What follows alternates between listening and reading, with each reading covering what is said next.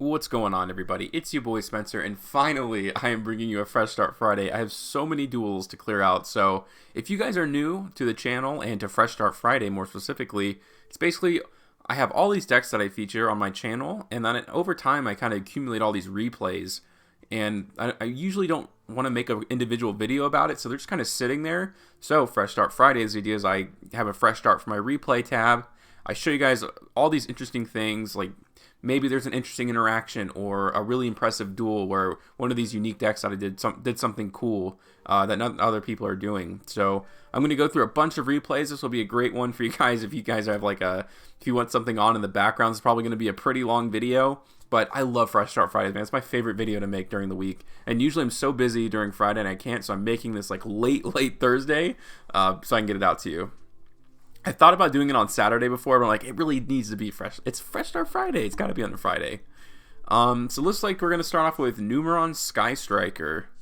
Definitely one of my most interesting decks I've ever made. Let's see what I can do.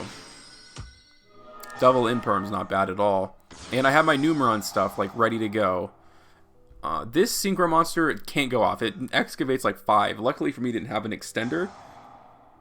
And here he just surrenders. So pretty short duel to start off, but the thing with Numeron Sky Striker, it's such a simple deck. Really, I would recommend it. If you're brand new to Yu-Gi-Oh! And you're just like, I want to play some Yu-Gi-Oh! Stuff. I don't really get the game. I don't get combos. Numeron Sky Striker is so good. And if you guys are interested, of course, that deck profile is on my channel. This is just fun, man. I love my Shaddoll Dark Magician deck. To be honest with you, I want to work with the consistency a little bit. I feel like that it leaves a little bit to be desired as I played it again recently. But when it clicks right, man, it's so versatile, dude. It's nuts. So he has the infinite impermanence. I know he has another negate down the line here. I'm just trying to see if I can survive this turn. And Dragoon's honestly a really hard out for Shaddoll Dark Magician specifically. A lot of my removal is targeting. And luckily for me, the Soul Servant's actually from both graveyards, so he does have that Dark Magician in the graveyard. But this guy, one thing I wanted to show you as well, is that Dark Magician players will stuff everything. And yes, is Dark Burning Magic a good card? It sure is, man. It's fantastic. Let me pause this real quick, because there's a lot of things I want to tell you that's going on here. But when you try to put too much into a Dark Magician deck, you get all these bricks, man. This is a super dead card.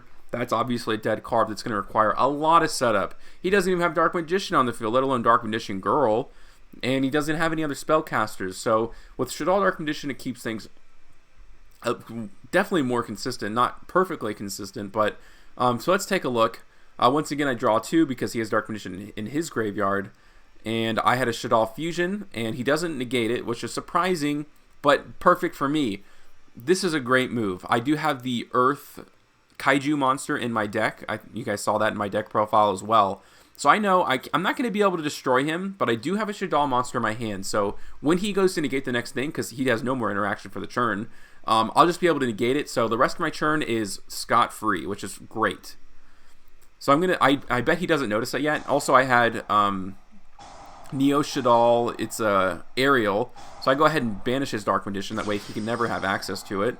I can banish his Dark Magical Circle, Imduke, and I think he had already tried to use the Dragoon, so in this case I'm just going to use Predator Plant Verdant Conda, not for Red Eyes Fusion, but actually for super polymerization to get rid of his Dragoon. So technically it's out. It's not the most perfect now, but it is pretty good. And again, look how many bricks this guy has in his deck. Like, nothing against him, obviously, but you have to have too much going right in pure Dark Magician. So I think this is a way better solution.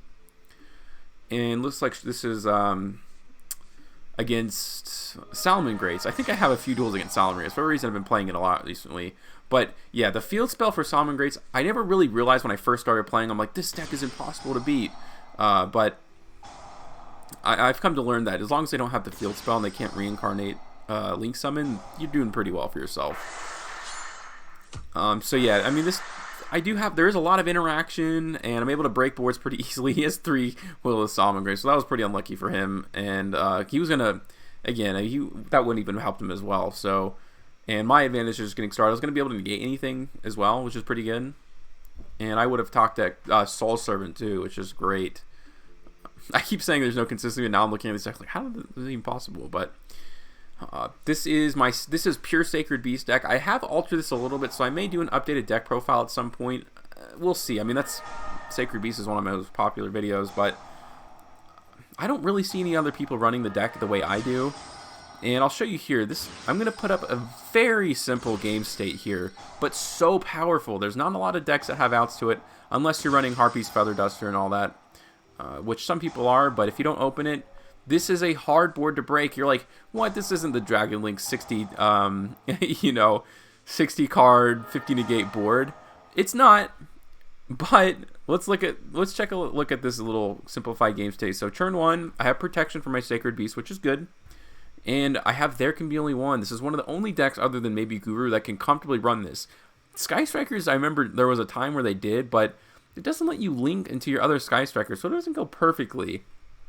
And this is a death sentence for Salamangreats. They're all Cyburst monsters. It's not like he can go into his extra deck anyways. So it's like, and if he does really have anything of trouble, I have an Effect Veiler. So it's like, how many decks can beat this board? I don't know.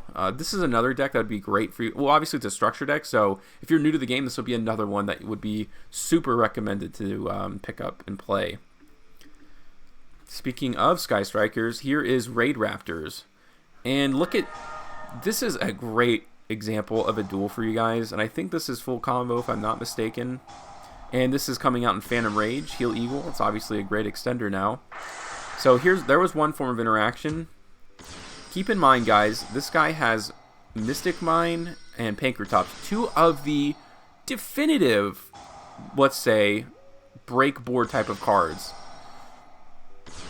So let's see if he's able to break mine. And it looks like I opened up everything that I needed. This is such a good end board.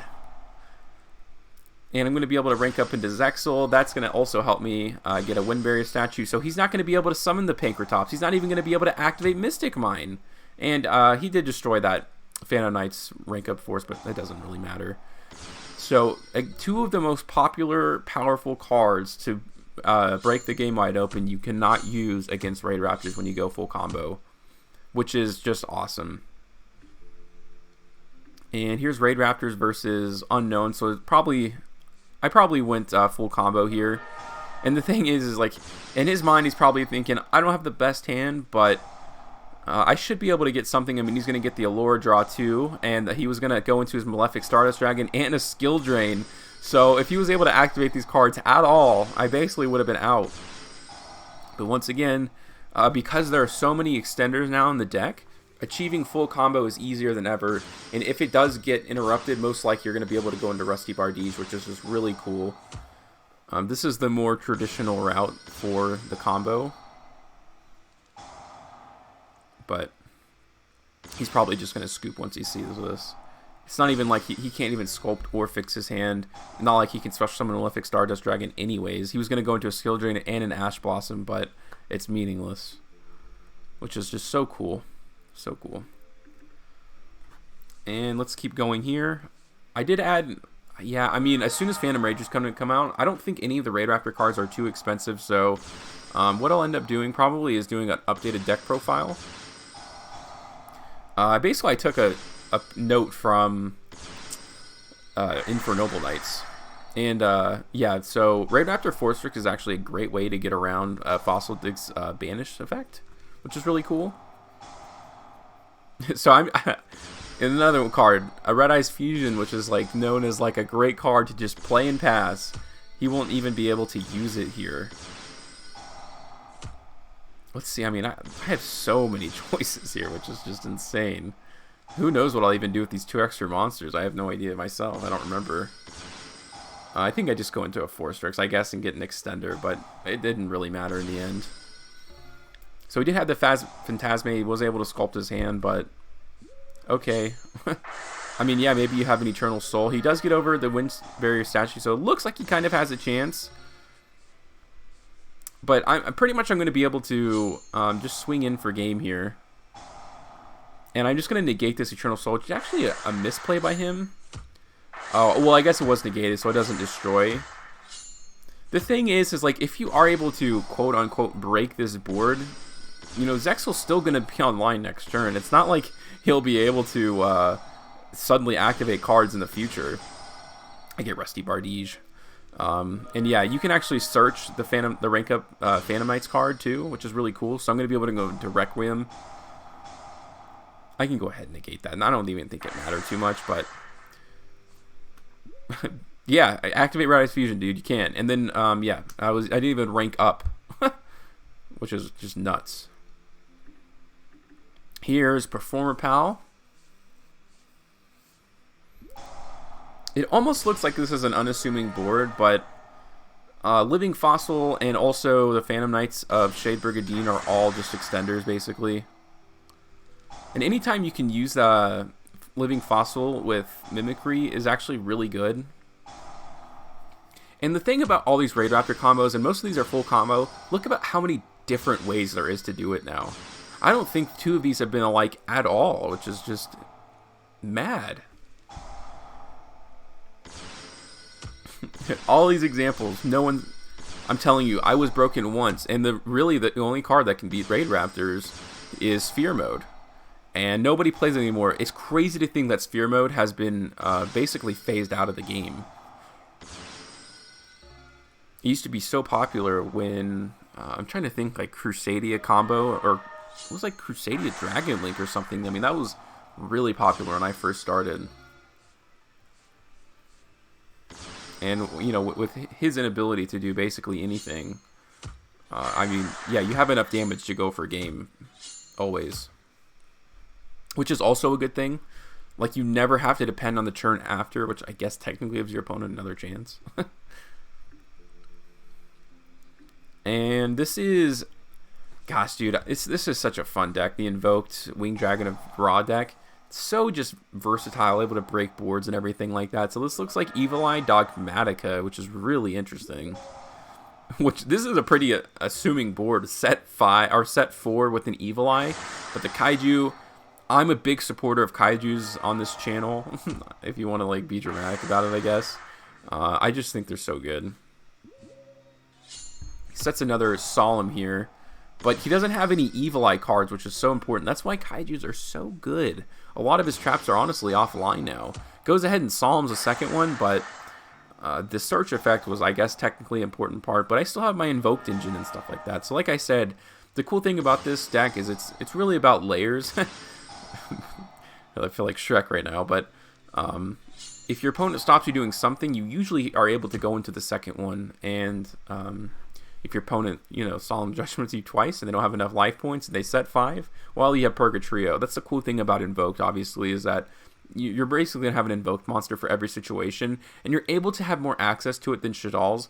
Shaddolls are great. They're so good. The extra deck for Shaddolls is better than Invoked. However, you are depending on your opponent going into the extra deck, and that's just not always the case. I mean, probably 70% of the time, but when it's not, I mean, your cards are dead, and it can be kind of hard. With Invoked, you control the pace of your fusion monsters. You have basically access to all of them at a time. So those are all like kind of the new decks, and I'm just going to go into a bunch of Cyber Dragon ones. I am so invested in this deck. I think it gives me the best chance to do what I've accomplished, because I'm not necessarily interested in playing meta ever. And this is actually another one-card combo. I have added Almirage to the deck, which is just really cool. I think it equals 2 interruptions, if I'm not mistaken, which isn't great, but the fact that I didn't open up basically anything, I just opened up one normal summon, I'm able to put 2 disruptions on the board is pretty cool. So I think he saw the Predaplant Verde Anaconda, and he was going to use the Psyframe, but it's a little too late for that now. Oh, off of one card, a singular card, I'm able to get triple disruption. That is straight bananas, man. And I'm just going to go ahead and negate that anyways. So against one of the best decks of the format, Dinos, I was able to just completely dominate that. Oh, but yeah, my objective in Yu-Gi-Oh! Has always been, because I don't really like the competitive scene not too much, look how awful his hand is, and look what I'm able to do with it as well. I want to take a deck that no one... It is not considered like tiered even. I mean, ABC, no one really talks about the ABC Cyber Dragon as being a tiered deck, and I would love to do that and just top an event sometime at some point in my life. That would be just the coolest thing. Not win it, but if I can go to like a YCS, which I've never been. I've only been to locals like 3 times in reality. But yeah, I would love to just. It's just that cool idea, man, of just surprising someone and just saying like, yeah, I did it, man, and then people replicate your deck. I just think that'd be really cool. So he goes into Blue Eyes Chaos Max, which could technically be a hard out in a sense, but I've already negated something, so I know this is 4,000 attack. And I can attack multiple times, so that was a relatively easy matchup. And I just want to show it to you, another one-card combo, and also just the flexibility of being able to do pretty much whatever you want. The cool thing I love about this duels I'm about to show you, I can never, ever beat Fluffles. I always seem to hard lose to them, which is so funny. So let's see if I'm able to finally achieve my dream. Going second, mind you. Although I don't think Fluffles ever wouldn't go second. I think you'll see in the other duel I have, this is actually a match. The guy got a little spook because I was able to put up such a good board going first. I guess he kind of felt that he was forced to do so. He really prematurely goes into that Union Hanger. I have too many extenders in this deck. This isn't the most updated list I've used, but it's still pretty good. Anytime you just don't open the bricks of anything from the Red Eyes Fusion combo is basically the only real brick you'll have in the deck.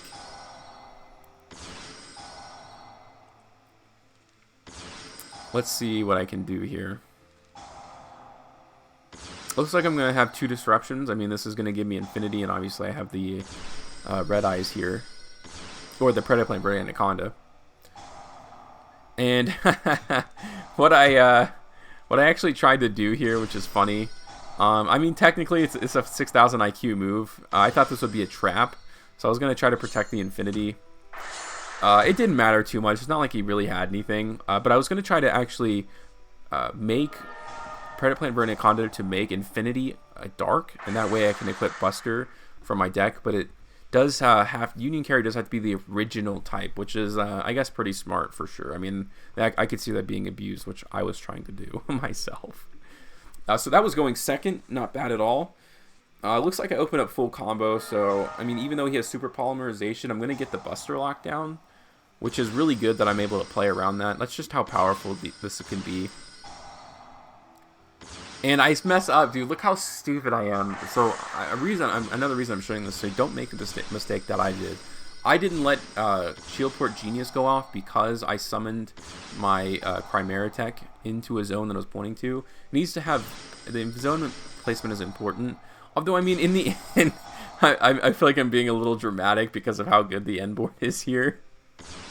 But so I'm gonna get that Buster lockdown and also get the second negate up. And so I have 2 Appaloosa negates, 2 Omni negates, and a Buster lock. It's pretty good. So I've basically done away with that original combo. If you guys watched the combo video, I've done away with it just to give more flexibility in the extra deck. And also I just think this is probably a better N1 board anyways.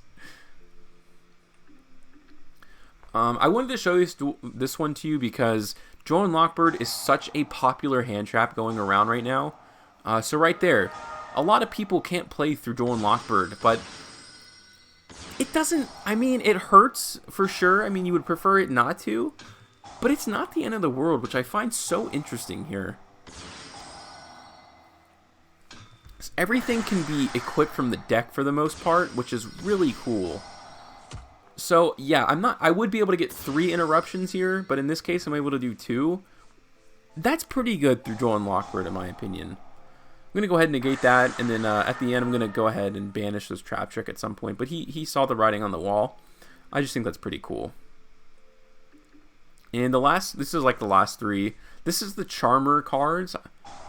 I don't think I've ever shown the Charmers, so he must be using Red Eyes Fusion, that's my guess. I don't understand. Otherwise, yeah, he's definitely doing that. Let's see what Charmers are able to do. This is another one of those basic 2-card combos that, you know, you'll find in a lot of places. Photon, that's going to help me get, this is going to help me get Infinity. He goes to negate that, but boom, I have this, which is awesome. Oh, well, yeah, I was already in my graveyard, actually. I guess I should have telegraphed that a little bit, although I guess I was planning more on, like, an Effect Veiler, which isn't great. So I was only able to do 1 form of interaction. If I had pitched the other one, I actually could have activated that and made myself unaffected by trap effects. I would have gone off, and I would have had an additional piece of negation. But Charmers aren't able to do anything, like, at all. And it's kind of surprising he didn't go for the Predaplant Verde Anaconda, because I'm going to have a ton of options now. I can grab the other Cyber Dragon, or the other Galaxy Soldier to my hand. Seeger's going to be able to go off, and then, yeah, I'm going to be able to do that as well. I can negate that. And I'm going to have a really big Chimera attack. I mean, he surrendered anyways, but yeah, that's Charmers. I don't think I'll be playing Charmers anytime soon. So, what about this last couple duels? This is the Buster lock that is going around so popular right now. This Dogmatica Buster deck. Am I able to, first of all, put up a good board? And I think the second duel I'll be going second, I would assume at least. This is a little bit of an awkward hand, but I should be able to get 2 pieces of interruption here. And I'm going to go ahead and use the effect of that. That's going to help me go into my Infinity.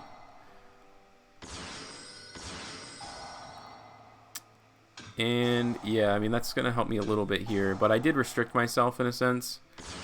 So I'm going to have a boosted attack plus a negate. And I'm unaffected by monster effects, which is okay, I suppose. I know how important Ecclesia is. And also I know that he's going to, if he tries to destroy my Infinity, I'm going to be able to unequip. So I do save myself in a sense. And I do have that Kaiju in my hand, which is pretty good. I can go ahead and negate that. He's going to negate the negate. So I'm not working with much here. At least I'm going to be able to get rid of this Dragoon of Red Eyes. So the Buster Lock is soon coming. Yeah, so that's a bit of a 6,000 IQ play there. I know that went really fast, so I'm going to try to back it up because these are the last 2 duels here. This is really showing off the capabilities of, you're in a bad situation, but you can work with a lot. So I have no cards. I have 2 Kaijus in my hand, and that's it. What you're able to do is use Cyber Dragon Core's second ability to banish itself to summon a Cyber Dragon from your deck. Core is just a fantastic card. So that's exactly what I'm going to do here. I go ahead and summon that Cyber Dragon from the deck. Still doesn't look like I have much, right? But I'm able to Kaiju his Dragoon, and because I own a Kaiju, I can actually summon the other Kaiju to my deck, so that gives me 2 monsters on my field. I'm going to go ahead and convert one of these Kaijus, because it is a machine monster, and it's light, insane synergy, right? And I'm going to convert that into, I forget the name of the monster, my Grimaratech Fortress Dragon. What do you know? I have 2 monsters on the field here, and I'm looking to gain some attack at this point. And I'm going to go ahead and send Overload Fusion, and I can definitely destroy this back row, which I guess he would definitely want access to. And he can't use it now, and I can send the remaining pieces to the deck, which is great. So I'm not technically in the greatest situation, but he is down to 1 card, and he pulls off the Disciple. This was a pivotal point in the duel. So, I mean, he could have searched and destroyed my Chimeratech, search his other Ecclesia, but instead he goes to banish this Red Eyes Wyvern to summon back the Dragoon of Red Eyes, which could be the right move, but, oh, I don't know. It's quite interesting. So, because he hasn't negated anything, and I sent all those pieces to set myself up last turn, I'm able to go into ABC Buster, and I'm just going to go over it and attack. Now, let's see what I can do as well here. I can send more pieces to the graveyard. I can send a Hertz, more importantly, to give myself a Nashter. That's going to help me search a core. And Nashter's going to help me summon back this Infinity, which is going to help me suck up the Nashter. So a really niche interaction. So my nothing board somehow turned into 4 negates, which is so really cool. And I can't let that Disciple the Nadir, so I'm sure he regret doing that. Oh, so this is me going first, and it looks like he has 2 forms of interaction here. So Lancia, yes, does hurt the ABC side of it, so technically it could be pretty bad, but I know I have 2 other negates somewhere in the wake. So there, he's used his 2 forms of interaction for the churn, and I'm going to go ahead and get a Photon or Galaxy Soldier to my hand, and I'm going to get at least 1 form of interaction here. He is down to 3 cards, so I mean, I'm really just kind of hoping for the best on some level. I mean, I do recognize that. goes ahead and set 3. Did draw one of his bricks and Red Eyes. And I actually do top deck this Red Eyes Fusion, which is pretty lucky. I don't think I actually use it, though, which is quite interesting. That's going to help trigger a Union Hanger. And I'm not under, obviously, the lock here. I definitely don't want to go through. I can't afford to let the Buster Lock go through. And just like that, I'm able to go into that. But he does waste his Infinite Impermanence. And at this point, I mean, really, what is he going to do? I still have 2 forms of interaction, and luckily it doesn't require a discard. So, I mean, yeah, I didn't go for game, but at the same time, I still feel like I'm in a pretty decent spot. And he top decks Paleozoic Dynamiscus. So against one of the more popular decks that's trending around, I was able to take care of business twice. But yeah, that's the Fresh Start Friday, guys. All of these decks that you see, I believe, other than ABC, I have showcased the deck profile in one form of another. And if you're more interested in seeing the decks individually, I have almost all of these have been posted gameplay videos. This is just that mismatch I was telling you. Thanks for joining me for Fresh Start Fridays, guys, and I hope you have an absolutely wonderful night.